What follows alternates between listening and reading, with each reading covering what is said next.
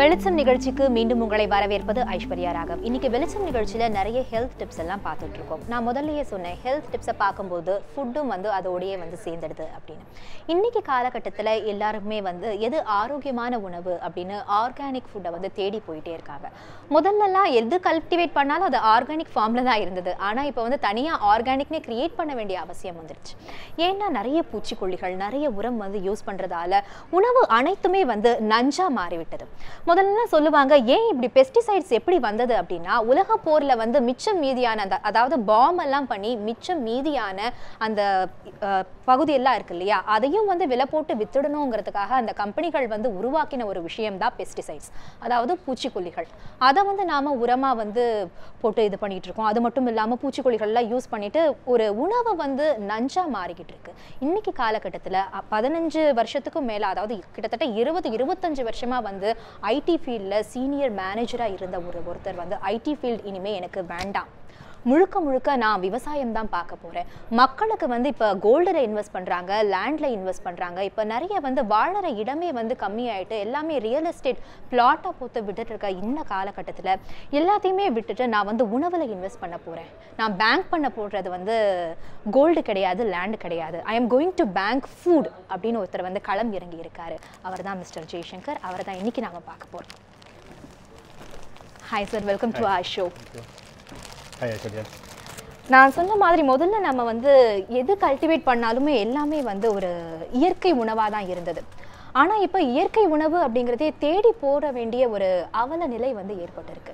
ஏன் இந்த மாதிரியான ஒரு நிலை இன்னைக்கு இருக்கு?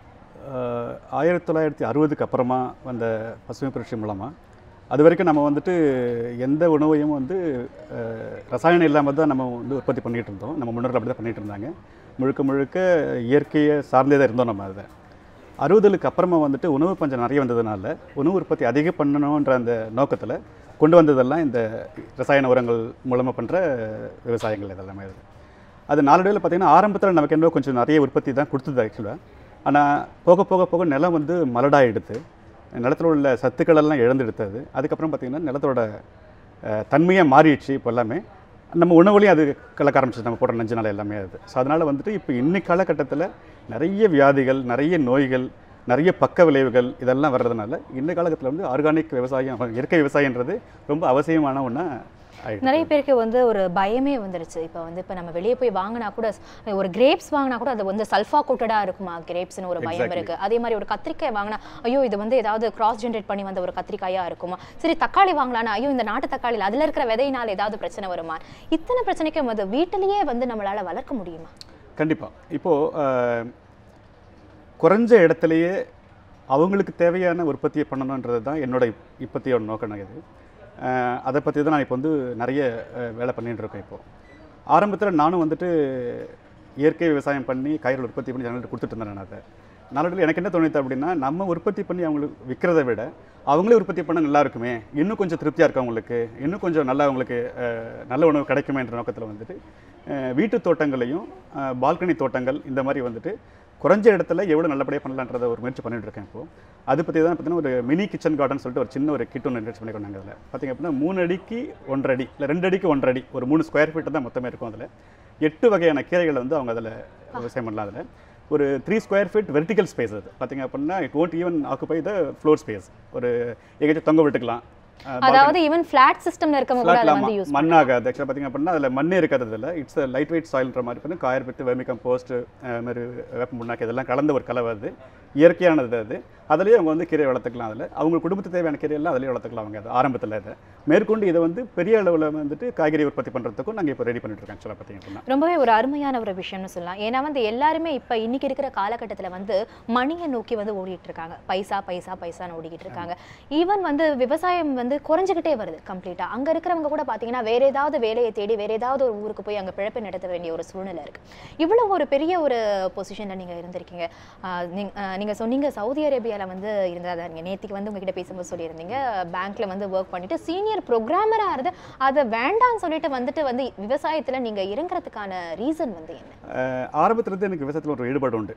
பேசிக்கலாக பார்த்தீங்கன்னா நம்மளாம் எல்லாமே பார்த்தீங்கன்னா நம்மளோட ரூட்னு பார்த்தீங்கன்னா எல்லாம் கிராமங்கள் தான். எல்லாமே அங்கேருந்து எல்லாம் வந்திருக்கோம். நம்ம அது அங்கேருந்து தான் நல்ல பெரிய வேலைகள்லையோ பெரிய இடத்துலையோ போய் நம்ம சாதனை படிச்சுட்டு இருக்கோம். நம்ம அதை அந்த ரூட் கண்டிப்பாக இருக்கும் இல்லைங்களா, நம்ம கண்டிப்பாக இருக்கணும். அது அந்த எண்ணம் அந்த தாக்கம் வந்து சின்ன வயசுலேருந்து ரொம்ப எனக்கு அதிகமாக இருந்தது. அது ஒரு நல்ல நேரம் எதிர்பார்த்துட்டு இருந்தேன் இறங்கணும் அப்படின்றதுக்காக. பட் காலம் போக போக பார்த்தீங்கன்னா நிறைய தேவைகள் பெருக பெருக பெருக அதில் இறங்கிறதுக்கு முடியல. அது ஒரு ஃபைன் மார்னிங் பார்த்தீங்கன்னா 2012 என்ன நினச்சேன் அப்படின்னா, ஓகே இனஃப் இஸ் இனஃப், நம்ம வந்துட்டு it's high time for me to get in to திஸ்ன்னு சொல்லிட்டு நான் வந்துட்டு I just get in to that field. என்னோட பொண்ணையும் பார்த்தீங்கன்னா வந்துட்டு she was interested to go for medical இனிஷியலாக. கடைசி நேரத்தில் வந்துட்டு ஷி காட் அட்மிஷன் எவ்ரிதிங் எல்லாம் முடிஞ்சிச்சு எல்லாமே. கடைசி நேரத்தில் வந்து அவள் வந்து விவசாயம் படிக்கணும்னு ஆசைப்பட்டா. அவளுக்கு வந்து டிஎன்யூவில் பிடெக் ஹார்டிகல்ச்சர் முடிச்சுட்டு now she is doing MS organic farming in Germany. ஒரு வீட்லேயும் வந்து விவசாயம் சார்ந்த யாராவது ஒருத்தர் இருக்கணுன்றது என்னோட எண்ணம். அதுக்கு முன்னாடியே நானே என்னோட வீட்டில் வந்துட்டு அதுக்கு முதல்ல அதுக்கு ஒரு பிளேஸ். அதே மாதிரி இப்போ இருக்கிறவங்க வந்து பயந்து போயிருக்கிற இன்னொரு ரீசன் என்ன அப்படின்னா, முன்ன மாதிரி இல்லை, இப்போ வந்து இருக்கிற நிலம் எல்லாமே வந்து மலடாகிடுச்சு. இப்போ வந்து நம்ம திருப்பி விவசாயத்தில் இறங்கணும் அப்படின்னா நிறைய காஸ்ட் வந்து அதை வந்து இன்வால்வ் ஆகுமா அப்படின்னு ஒரு பயம் இருக்குது. அப்படி விவசாயத்தில் நம்ம பண்ண வேண்டியும், நமக்கு வந்து ஏதாவது நம்ம வந்து உற்பத்தி செய்யணும் அப்படின்னா நம்ம நிறைய இன்வெஸ்ட் பண்ண வேண்டி வருமோன்னு பயப்படுறாங்க. அது நிஜமா? ஓரளவுக்கு உண்மைன்னு சொல்லலாம். ஏன்னா இன்றைக்கி வந்து பார்த்திங்கன்னா காலகட்டத்தில் ரியல் எஸ்டேட் ரொம்ப அதிகம் பெருகி போயிட்டதுனால விவசாய நிலங்களில் எல்லாமே பார்த்திங்கன்னா மண்ணை போட்டு விற்க ஆரம்பிச்சிட்டாங்க எல்லாமே. இப்போ அந்த சூழ்நிலையில் விவசாய நிலங்கள் வாங்குறதே பெரிய இன்வெஸ்ட்மெண்ட் தான் ஆக்சுவலாக பார்த்திங்கன்னா. அதை விட்டு விவசாய உற்பத்தி செலவு பார்த்திங்கன்னா அவ்வளோ ஒன்றும் பெருசாக இருக்க சான்ஸ் இல்லை. அது விவசாய நிலங்கள் வாங்குறது வேணால் வந்து அதிகமாக இருக்கும். உற்பத்தின்னு பார்க்கும்போது நல்லா அதாவது தற்சார்பு விவசாயன்றது தான் நாங்கள் இப்போ சொல்லிட்டு இருக்கோம். சஸ்டைனபிள் அக்ரிகல்ச்சர்ன்றது தான் பார்த்தீங்கன்னா ஒரு பண்ணைக்கு தேவையான எல்லா உரம், பூச்சி மருந்து, அதாவது பூச்சிக்கொல்லி, பூச்சி மருந்து எல்லாமே இயற்கையாகவே பண்ணுறதுக்கு அந்த பண்ணைக்குள்ளே எல்லாம் இருந்துச்சு அப்படின்னா வெளியில் அவங்க எதுவும் வாங்க வேண்டிய அவசியமே கிடையாது. ஃபார் எக்ஸாம்பிள் எங்கள் ஃபார்மில் நாங்கள் என்ன பண்ணுறோம் அப்படின்னா ஒரு 25 நாட்டு மாடுங்க வச்சுருக்கோம். இந்த நாட்டு மாடோட சாணமும் அதோட அந்த யூரின் மட்டும் தான் எங்களுக்கு வந்து மெயின் ஃபெர்டிலைசரே எங்களுக்கு கிடையாது. நாங்கள் வெளியில் எதுவும் வாங்குறதே கிடையாது ஆக்சுவலாக. இது மூலமாகவே பஞ்சகவ்யா பண்ணிக்கிறோம், ஜீவாமிர்தம் பண்ணிக்கிறோம் நாங்கள் அதில். ஸோ இந்த மண்புழு உரம் அதிலே பண்ணிக்கிறோம் நாங்கள் அதில். ஸோ எல்லாமே எங்களுக்கு அதுவே இருக்கிறதுனால வெளியில் எதுவும் வாங்குறதே கிடையாது. இடுபொருள்னு வெளியிலேருந்து எதுவும் வாங்குறதே கிடையாது ஆக்சுவலாக பார்த்தீங்கன்னா. வாங்குறது ஆரம்பத்தில் சீட்ஸ் வாங்கிட்டு இருந்தோம். இப்போ அந்த சீட்ஸ் கூட பார்த்தீங்கன்னா இப்போ நாங்களே ப்ரொடியூஸ் பண்ண ஆரம்பிச்சிருப்பாங்க. ஸோ வெளியிலேருந்து எதுவும் வரதில்லை, லேபர் மட்டும்தான். இப்போ இன்றைக்கி லேபர் மட்டும் தான் ரொம்ப எக்ஸ்பென்சிவ். இட் இஸ் பார்த்தீங்கன்னா கிடைக்கிறது கிடையாது, நிறைய இடத்துல கிடைக்கிறது. அது ஒன்றும் ப்ராப்ளம். அது ஸோ நான் முதல்ல சொன்ன மாதிரி கோல்டில் லேண்டில் இன்வெஸ்ட் பண்ணுறதுக்கு பதிலாக நிச்சயமாக ஃபுட்டில் வந்து இன்வெஸ்ட் பண்ணலாம் கண்டிப்பாக. ஸோ ஏன்னா இப்போ நான் என்ன யோசனை பண்ணிட்டு இருக்கேன் அப்படின்னா, இப்போ எல்லாருமே பார்த்தீங்க அப்படின்னா ரியல் எஸ்டேட் நிறைய போயிட்டாங்க எல்லாமே.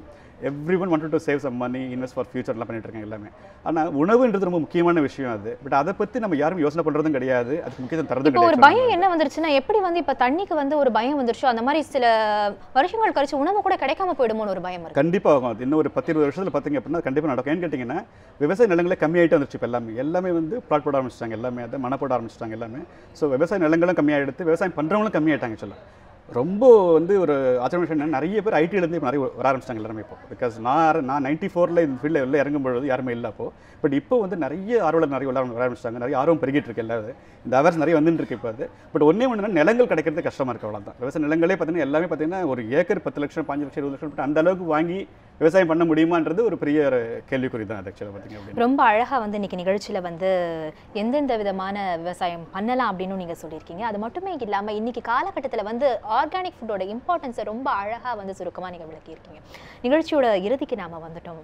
ஆக்சுவலாக நேரம் போனது தெரியல. இந்த 15 நிமிஷம் வந்து அப்படிங்கிறதுக்குள்ளே ஆயிடுச்சு, 15 நிமிஷம் ஆயிடுச்சு, அப்படிங்கிறதுக்குள்ளே போயிடுச்சு. இன்றைக்கி வந்து காலகட்டத்தில் மக்களுக்கு வந்து நிறைய பேர் வந்து இன்வெஸ்ட் பண்ணுற அளவுக்கு வந்து பைசா இல்லாதவங்களும் இருக்காங்க. ஃப்ளாட் சிஸ்டத்தில் வசிக்கிறவங்க இருக்காங்க, சின்ன ஃபேமிலியோட. அவங்களாலையும் வந்து பால்கனியில் போடலாம் அப்படின்னு சொல்லியிருக்கீங்க. என்னென்ன விதமான காய்கறிகள்லாம் வீட்டில் வந்து விளைவிக்கலாம், அவங்களுக்கு நீங்கள் என்ன சொல்ல வரீங்க? ஆர்கானிக் ஃபுட்டோட இம்பார்ட்டன்ஸ் என்ன அப்படின்னு.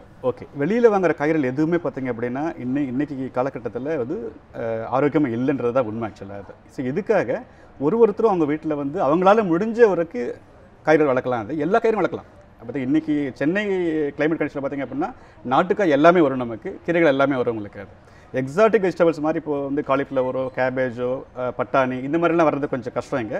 அதுவும் இந்த 4 monthஸில் வரும். அக்டோபர், நவம்பர், டிசம்பர், ஜானில் 4 monthஸில் கண்டிப்பாக வரும் நமக்கு. அது ஸோ சின்ன வீடாக இருந்தாலும் மனசு தான் அவங்களுக்கு வேணும். அவங்களுக்கு அது அவங்க எல்லாருமே வளர்க்கலாம். கண்டிப்பாக என்ன முடியுமோ அதை கண்டிப்பாக அவங்களால செய்ய முடியாது. எதுவுமே முடியலன்னா கீரை மட்டும் கண்டிப்பாக வளர்க்கலாம். கீரைக்கு ரொம்ப அவ்வளோதான். கீரைக்கு வந்து ரொம்ப மினிமம் ஸ்பேஸ் போதும், மினிமம் மெயின்டெனன்ஸ் போதும். கண்டிப்பாக அதை பண்ணலாம் தாராளமாக. அதை காய்கறிகள் அவங்களோட நேரத்தை பொறுத்து, அவங்களுடைய இடத்தை பொறுத்து. நிச்சயமா இந்த இயற்கை விவசாயம் அப்படிங்கிறது வந்து இந்த சின்ன ஒரு ஸ்பேஸை வச்சு அதுக்குள்ள அடக்கிற ஒரு விஷயம் இல்லை. நிச்சயமா ஒரு நாள் உங்ககிட்ட ஒரு எக்ஸ்க்ளூசிவ் இன்டர்வியூ எடுத்து நிச்சயமா எங்களோட வியூவர்ஸ் வந்து பார்க்கறதுக்காக நீங்க கண்டிப்பா இன்னொரு நாள் எங்களோட ஸ்டுடியோக்கு வரணும் சார். நன்றி.